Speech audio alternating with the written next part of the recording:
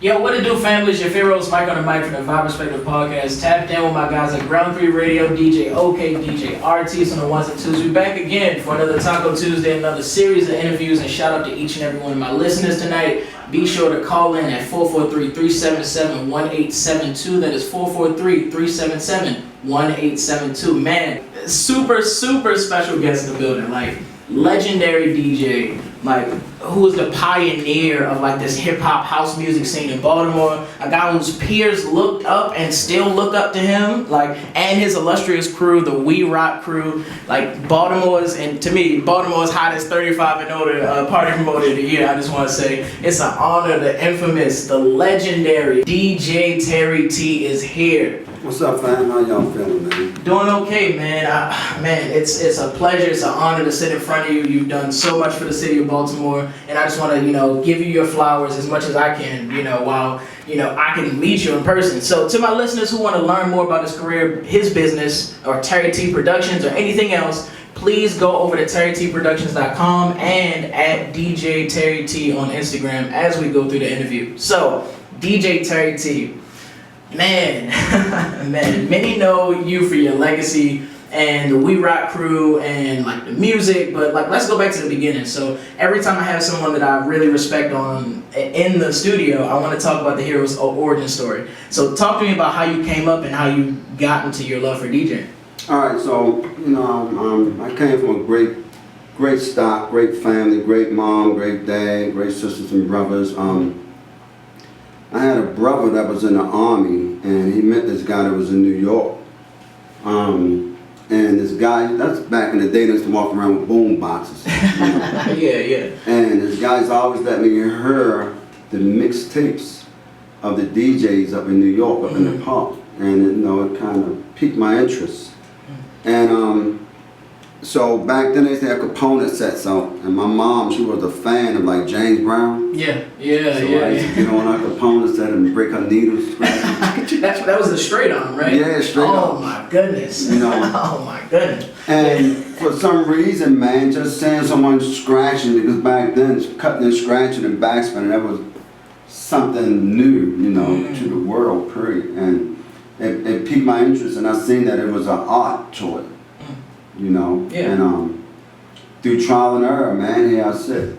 Yeah, for sure, man. That's interesting. The straight arms, the component sets, like that's early technology in a way of like this we see today. It's like everything's revolutionized with DJ equipment and like it's a whole new ball game. But I definitely want to tap into, like you said, you were inspired by that New York sound. Absolutely. And like the DJs in the park battling, like.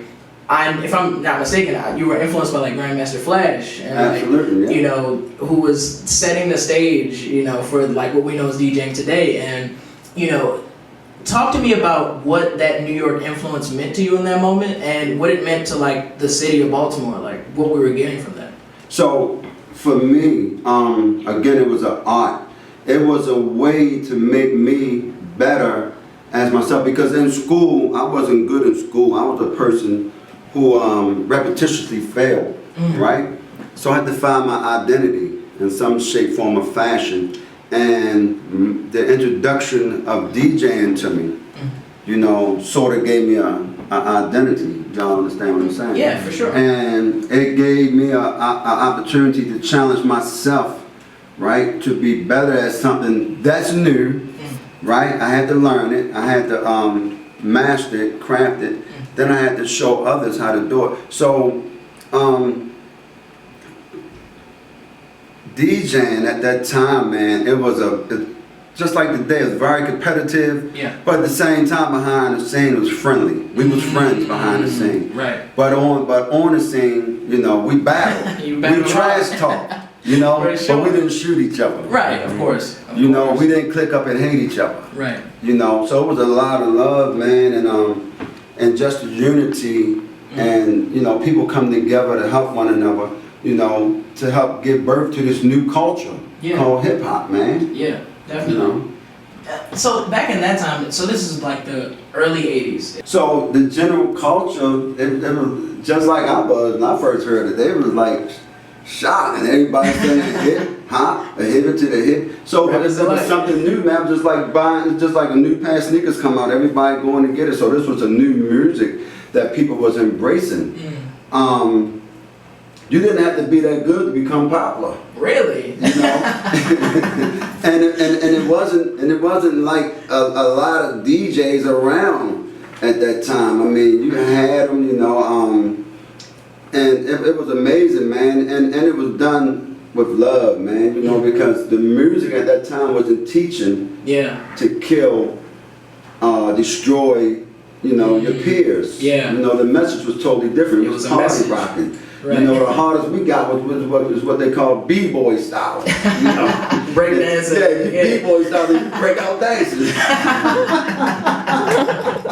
Imagine that today, man. Shoot, b-boy stand there, come out shooting. Yeah, exactly, right. It's completely different, and yeah, it is. I wanna tap into a couple of things you had said, like you talked about the disunity, like that is now prevalent today. I want to get into that, but before we go there, you know, for a lot of people who know you, they know you from like the We Rock Crew and just the legacy that you guys have in like in not just Baltimore City, but in the fabric and the music of hip hop. You know, so. Talk to me about, first I should say, before I go anywhere, I should say rest in peace Jeffrey G, passed away in 2018. And if you don't know, like We Rock Crew was DJ Terry T, Jeffrey G, and Universe. So these core members created this entire legacy that I just spoke about. So talk to us about how you ended up meeting Jeffrey G and how the group We Rock Crew came together. Okay, so I met Jeffrey G. I lived in projects in West Baltimore called McCullough Homes. Jeffrey G. was from Murphy Homes. Murphy Homes. That's Murphy Crew, right? That's what it is. Yeah. Okay, we'll get there. You got a lot of information. You've done your homework. I got to. Anyway, I was like I said, I was a DJ. I was into the DJing, and Jeffrey G. He was a basketball player, and I used to go back then. We used to have recreation centers and stuff. And you go watch, you know, go to the rec and play ping pong, watch people play basketball and stuff like that. And Jeffrey G. used to be in a rec playing basketball, but Jeffrey used to always come over to me like, man, I heard you could DJ, man. Listen to this rhyme. You know, and I'm listening to him rap, and all right, man, why don't you come over, man? Let's hook up. So anyway, it started off. The We Rock Crew started off, well, before it became the We Rock Crew. It started off like a Grandmaster Flash and the first 5. It was Terry T. It was 5 MCs. Okay. So what happened to them? What happened to the 5 MCs in that time? So practice. You know, practice. A lot of people didn't come to practice. Okay. A lot of people.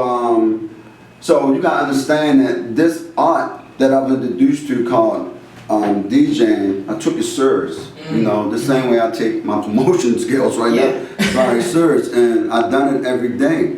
So Jeffrey just kept showing up. So he brought to my attention, well, before I get to that, he brought to my attention, we had a guy who taught me how to mix. His name was Mixmaster Phil. Shout out to Mixmaster Phil. And he was from New York City. Anyway, Mixmaster Phil and a guy named Richard who DJ'd at the Stars Palace. I don't know if y'all have heard of Stars Palace. I have, Pack Street. They was already on WWIM radio. We'll get into that too, but go ahead, keep going. So what happened was I was asking Mixmaster Phil, man, you know, get me on the radio. So he introduced me to Mac James, you know, and I don't want to go too far here to your For sure. But anyway, I'm gonna slow it up because I'm gonna get ahead of the car here. But Jeffrey G,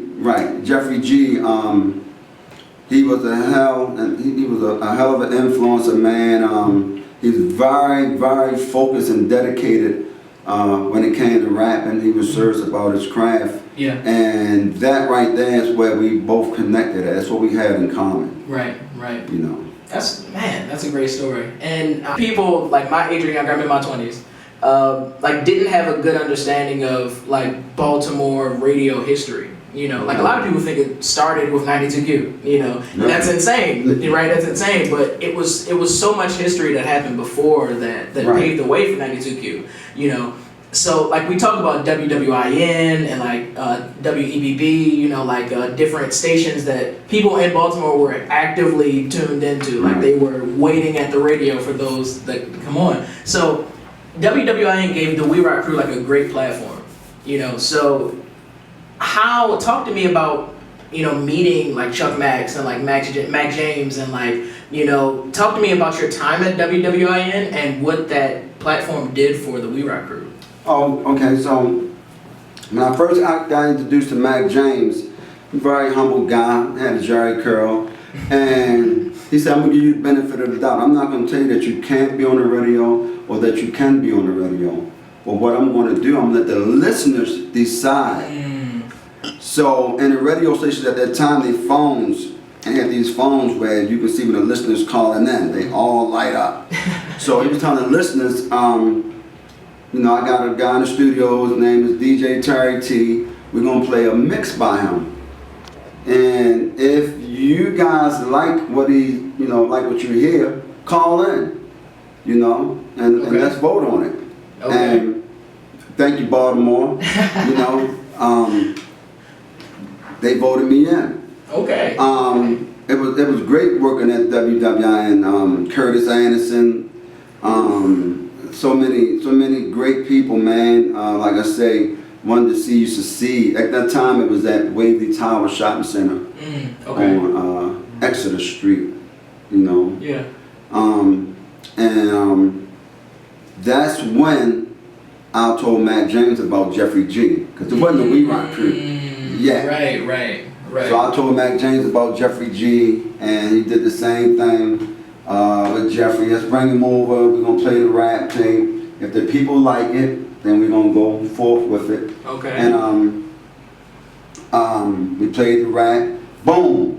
And that's what gave birth to Jeffrey G and Terry T. That was the first name of our group. Jeffrey G and Terry T. Simple as that. Jeffrey G and Terry T. Check it out, check. With the most respect. Yes, sir. Jeffrey G, and I got it like that. Yes, sir. Rest in peace, Jeffrey G. Once again, man. Man, I love hearing this history of like, you know, not many people talk about like the legacy of like the, you know, Baltimore radio or like what we were doing and like some of the barriers we were breaking, like just putting hip hop on the radio. It's like an entirely weird thing. We think about it today. We hear rate the hip hop everywhere. We hear it on commercials and everything. But early on, you guys were putting in that work. So I appreciate you guys for that. So like, also, I think one of the things that people don't know is a lot of radio wasn't live.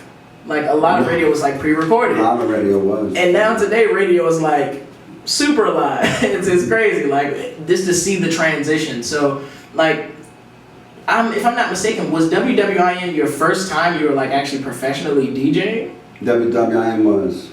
Man. So what were you doing before that? Like house parties and like get-togethers? A couple of my friends, we had this conversation last night.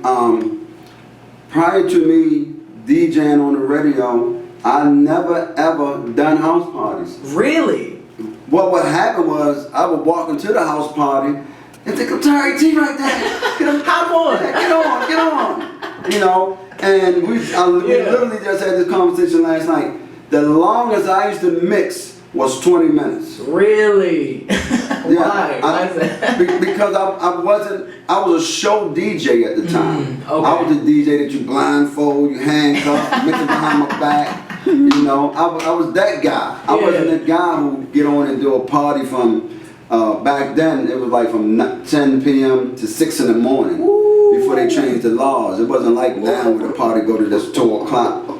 You know, and then we had some events but would go from 10 at night to 10 in the morning. Wow. They were called 10 to 10 jams.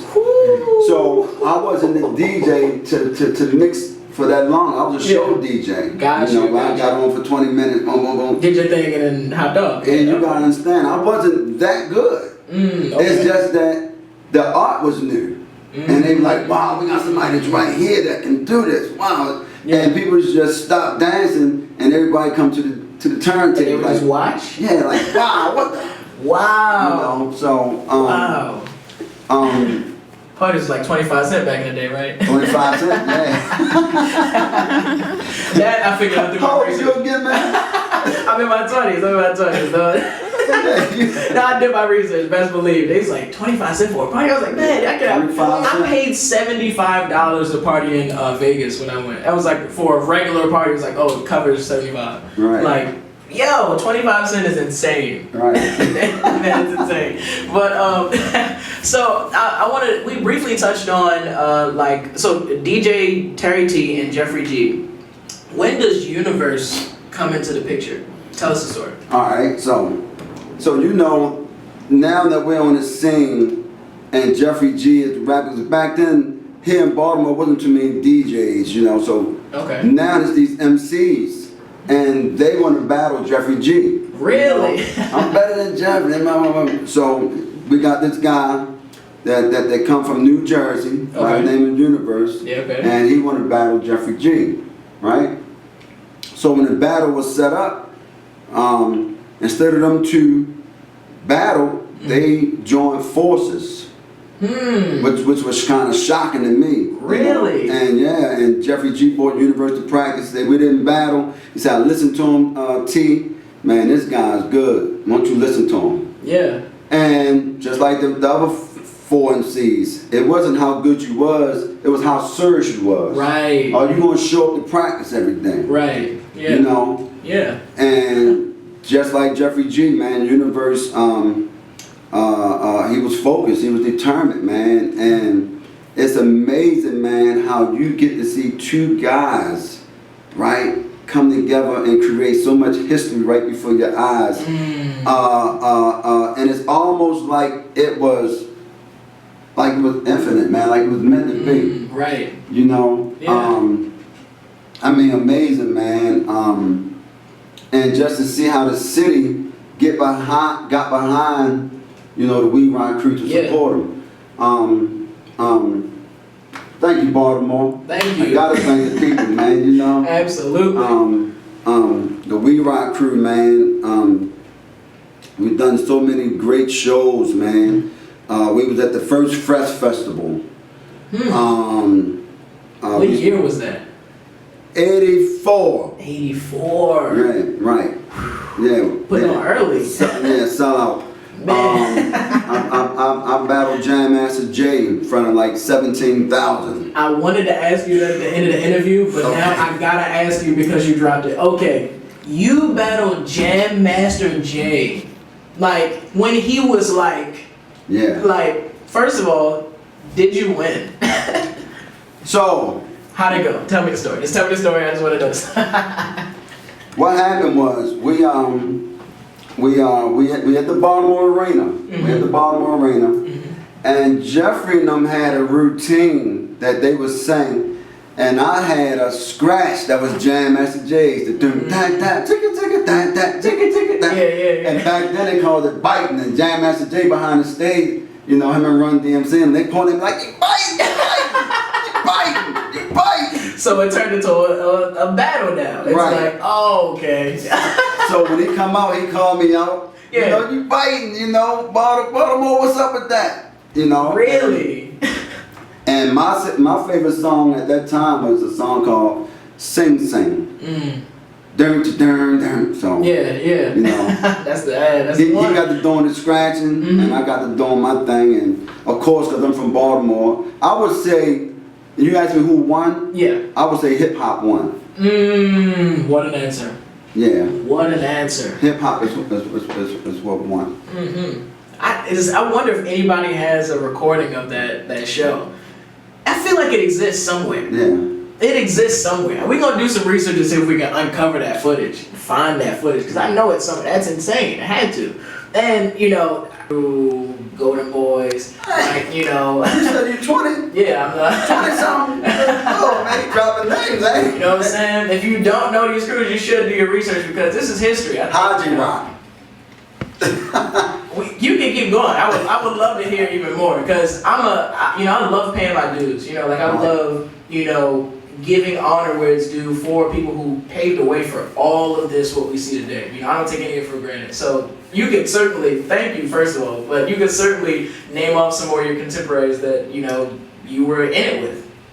So, we had the C-Force. C-Force. You had the Golden Boys. Golden Boys. You know, man, it was so many. You had Chocolate Boogie, breakdancers, Richard Burton, you know. Drop it down. Yeah. It was so many, man, of us that came together, right, to entertain Baltimore, right, in the absence of violence. Right, right. You know? Yeah. In the absence of being in a clique. We was in cliques, like Chocolate Boogie, We Rock Krew, right? But it wasn't a clique where we separated ourselves with, because the music brought us together. That unity. The unity. Yeah. You know, it was amazing for us to get on stage with the New Marks or Charm City Crew. We battling them, joking, you know. Like y'all best friends. Yeah. But on stage, it's like, we come to battle. Yeah, I love it. That makes me better, makes you better. And like, you know, I love just hearing that. And I kind of want to talk about that because we've been floating around this idea of like this disunity that's present today. How do you think we got there? Because, you know, I think, you know, back in the day, it was like nobody really like wanted to see anybody hurt. It was more like I wanted to be better than that guy. Like I wanted to DJ a party harder than him. I wanted to like mix and blend the song better. Like it was more about the craft. Where do you think we went wrong today? I think we took a twist when NWA came out. Okay. You know, we got into the cursing, fuck the police. Right. You know, we got into the gangster stuff a little bit, and it started transitioning to the point where we started glorifying the violence to sell the records. Yeah. You know. Yeah. And I asked Universe one day. I said, "Man, what you think about hip hop today?" He said, "It is your lyrical CNN." Okay, elaborate a little bit. So, in reference to your lyrical CNN, you got guys, man, who most of us don't live this lifestyle because, you know, I'm a promoter. So, yeah. Like I'm the first one who brought Jay-Z to Baltimore. Jay-Z, right, was not the person who you sing, who you visualize on record. Wait, was it Jay-Z and Foxy Brown? Yeah, wow, man. I do my research. Yo, Jay-Z and Foxy Brown, man. Man. Wasn't it, alright, I might be going too far. I think it was Diamond K who had actually recommended you bring them to. Yeah, how do you know that? That was a private conversation, yeah. Man, you know, I gotta do my research because, you know, I gotta respect what you've done so far, you know, and, you know, I can't sit in front of a legend and not give you your flowers because, like, just like you said, you're the first guy to bring Jay-Z to Baltimore. Like, Hov is one of my favorite artists of all time. Like, and you were able to bring him to the city where so many people love him, you know. But I don't want to cut your line of thinking off. But like, I certainly want to get into that a little bit more. Just like today, I see, you know, I'm an MC, like I'm a host. You know, I do parties. Okay. And I can certainly see that there is a disunity, like even between just DJs, MCs, and artists, you know, like just in general. It seems like everybody's going in their own direction, trying to get their own money, get it for themselves, and not really, you know, be unified. And what would you say is a solution, or at least in your mind, from your perspective, how we can get back to that unification of Baltimore music and Baltimore hip-hop? So, for me, what works for me, because you gotta understand that I've been off the scene for like 25 years. The visual I had about Baltimore hip-hop and DJs and the DJ community was from the last time I was here. So when I came back and I seen this unity, the first thing I recognized that we made it about us and not about the people. You know? Okay. So when you are creating music for the people, but you make it about yourself, there's a disconnect because now I'm getting selfish. You know, Yeah. Even though you paying your money for my records, even though you paying your money to come in my party, even though you paying your money for my CDs, I am who I am. Right. And when that happens, now that type of ego starts to separate me from my supporters. It starts to separate me from my authentic self. It starts to separate me from my peers. And what it does is it creates pride, right? And the antonyms of pride, Pride, primary reason I die early. That's a gem. Exactly. That's a gem. Yeah. Exactly. And so right before your eyes, people wonder, well, how did he been off the scene for 25 years and he come back and it's as if he never left? Because my investment is into the people. Exactly. It's not into me. That's where the power starts and ends at. Yeah. With the 100%. people. You know, the people are who make you who you are, but you got to be who you are in order for the people to connect with you. So I always tell the DJs and the promoters, whenever you got the name DJ or MC or promoter in front of your name, you are a public servant, whether you're conscious of that or not. Exactly. And your jeopardy inside this business depends on how you represent yourself, right, to the people. Absolutely. I hope I answered your question. No, that 100% answered my question, and you even brought in like something I wanted to bring up too. So, like you talk about like just the people and the energy that you have, even from 25 years ago. You know, like it's still here now. Like the people who were there, and they know they still, you know, they still got that energy. They hear your name, like I gotta be there. Like selling out the M&T Bank Stadium, you know, like that's to me, I think that's insane, you know, but not really insane because the legacy, you know, tells you exactly what you're gonna get, you know, like people are dedicated. And Baltimore is really deep with the culture, especially with the music. So, like, you sold out M&T Bank, and like, tell us a little bit about that because I want to get into your company, Terry T Productions, and like some more of the work that you're doing with one of the bigger events that you got coming up soon. So, talk to us about like that M&T Bank experience, and we'll get into what you're working on. So, M&T Bank, it was a thought process, right? So, for me to be transparent with you guys real quick, right? During my break from music, the reason why I was off the scene of music because I was in a dark place with drugs, right? And during my drug use, I learned, right, that whatever I put my mind to, I can do because I had to do it in order to get one more. Exactly. Right? Yeah. So, I'm putting together this white party. My first time ever doing a white event, you know, for the supporters. So I said, all right, my first thought process was, it's going to be a citywide all-white affair, right? Yeah. So I had 12 DJs, you know, because I use my platform to bring the DJs together. So I had 6 in one ballroom, 6 on another ballroom. So as soon as I announced it, the ticket sales, boom, take off. So I already seen that the attendance was going to outgrow the capacity of the facility that I already had. Yeah. So now I went shopping. I went to different venues that wasn't available. Okay. So here come my sneaking thing.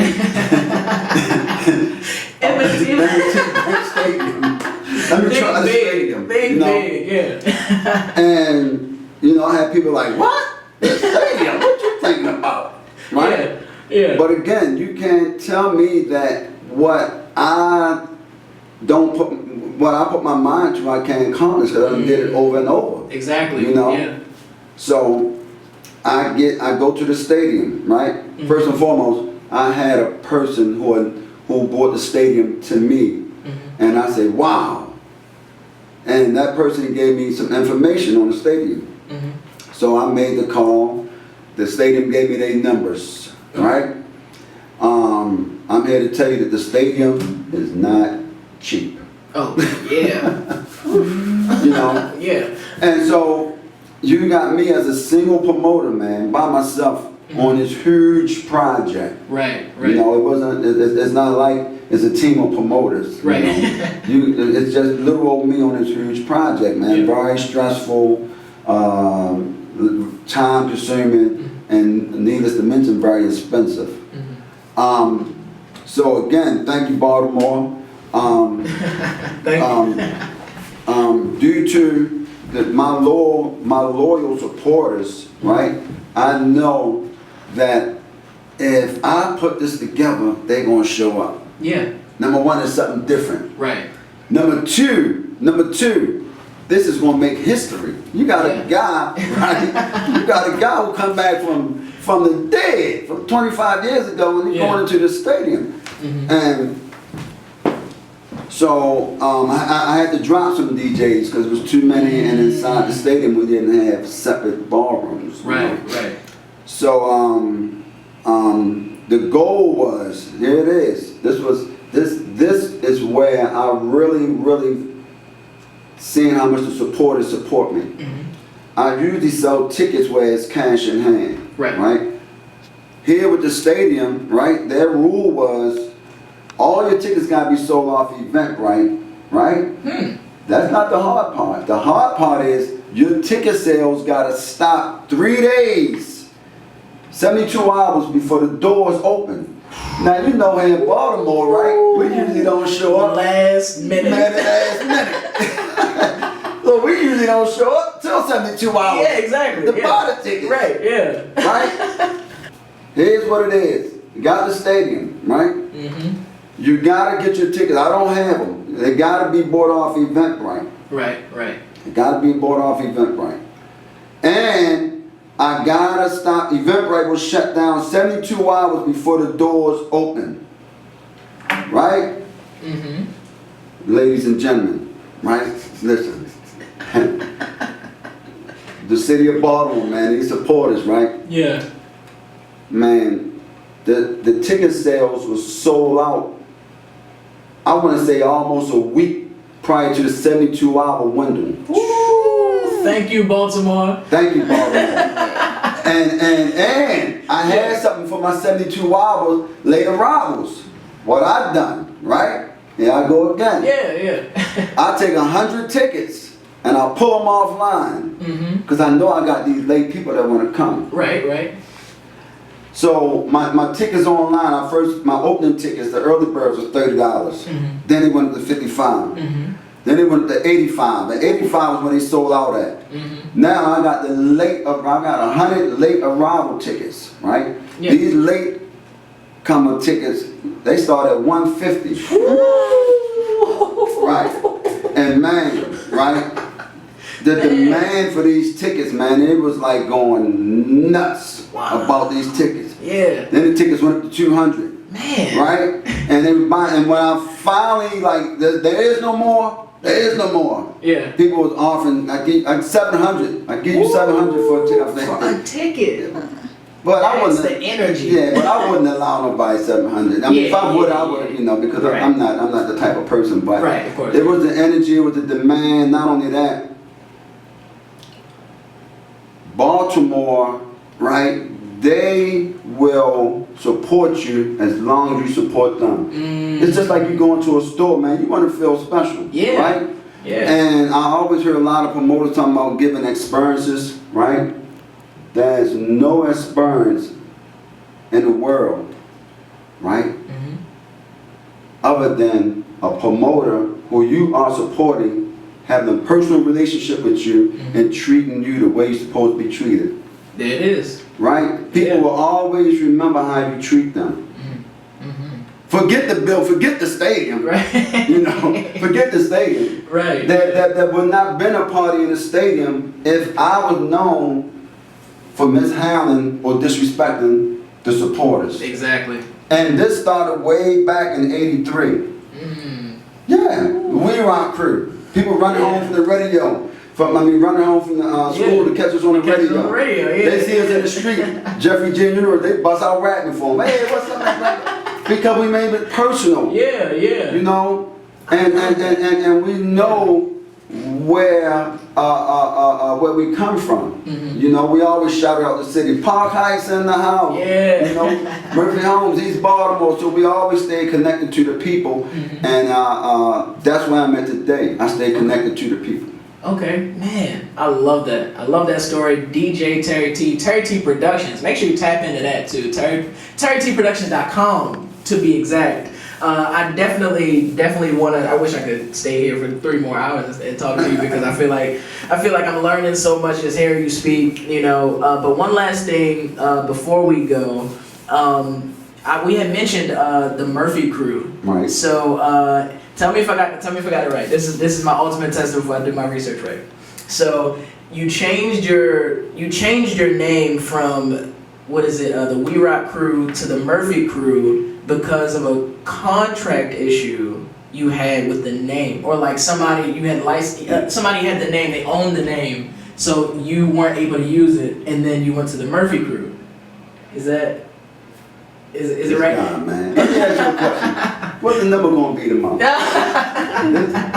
This guy got the information for real. Man, Mike on the mic, you know what I'm saying? I gotta do my research and tell you, man. Listen, I respect like all the things you've done, and like just like you talked about the energy that everybody, you know, loves from Baltimore, and knew, you know, like the height of it, like that means something. Like you were a lasting impression to these people 25 years in advance, you know, where they're still willing to clamber over getting the spot or break the door down, trying to see the We Rock Krew. You know, was that Pascal's? Neither here nor there. But man, DJ Terry T, I super appreciate you. But you gotta answer that Murphy Krew question. Sure. Give us a little bit of background on that, and then we'll wrap up. All right, so boom. So although we was very well known, the We Rock Krew, business-wise, we've been mishandled. So like I say, we was a part of Fresh Fest sellout audience. We Rock Krew didn't get paid, right? A lot of events the We Rock Krew didn't get paid from. And I always heard DJs that they talking about they love for music. Let me see you continue to go on. You're not getting paid. Exactly. Right? So what happened with the mishandle of with the name? Why we changed it to the Murphy Krew? Mac James, rest in peace. Rest in peace. It was a contract, right, that we were rushed into signing.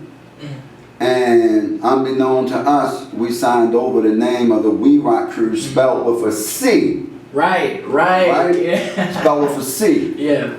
And because we were known from being in the area of Murphy Homes, we changed it to the Murphy Krew. Right, yeah. Right? People, they would still come out to see us, but it wasn't as catchy as the We Rock Krew. Yeah. So we had got our own lawyer who had already told us, you know, there was nothing we could do with the We Rock Krew spelled with a C. Right. But if we changed the spelling of the name to Krew, you know, and get it copyrighted, then we can go back to the We Rock Krew. Yeah. Man. You know, and that's why today, man, I'm so business oriented. It's like with Terry T Productions, it's straight business. I don't play no games with it. Yeah. Because I know how it feels to be a victim of mishandled business. Right. You know. Yeah, for sure. And as we wrap, I definitely want to big up Terry T Productions and your December 10th event, Saturday, December 10th, the Sagittarius Takeover Part 2. Man, Part 2, 8 p.m. to 2 a.m. at the Patapsco Arena. If you're listening, make sure you tap in with DJ Terry T. Get your tickets now, if you can. By the time you hear it, it might be sold out, you know. But make sure you tap in, man. DJ Terry T. Man, I want to thank you guys for having me. December the 10th. Actually, this is our second birthday party I've had in my life. The first one was last year with Fransky. This one is with Dougie Fresh. There's also a birthday party for Vicky V and DJ Booby. Okay. I'm also giving back. I started last year versus just having people buying tickets. I come on my live like any given time and do like these giveaways where you can get tickets. We can win tickets just by answering, you know, privia questions and things like that. But man, I appreciate you guys. I appreciate you, man. With the knowledge, man. Wow. Man, I appreciate you. Wow. And the legacy you have laid before us, you know, for young guys like us to even be on the radio now, is only cool and popping because, like, you guys laid the groundwork super early in the music, always loving the craft and always staying true. So it's an honor. Mike on the mic, DJ Terry T, Ground 3 Radio. We are here. Man, DJ RT's call in at 443-377-1872. Again, that number is 443-377-1872. Leave a message about the legendary DJ Terry T and the We Rock Crew. And man, anything you want. DJ RT's, let's rock them out for the one time. Let's go.